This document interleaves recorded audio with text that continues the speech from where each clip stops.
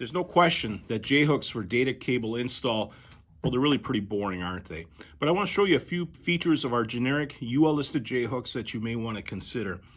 First off, as I mentioned, they are UL listed and they're stamped as such on the back there for you, so for verification. They're also packed with an enclosure you can snap in if you'd like.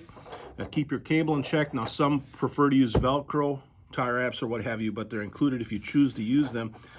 But kind of a hidden selling point of our J-hooks, besides their great price point, it's the ease of ordering. Once you're set up online at constructionfastening.net, it's a simple click to restock your J-hooks.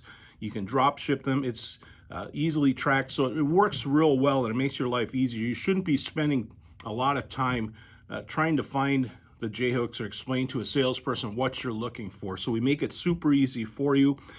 In addition, just to your standard 2-inch J-hooks that we sell a bunch of, you'll find 3/4 inch, 2-inch, 4-inch with assemblies including bat wings, beam clamps, shot for your ram set and Hilti gun.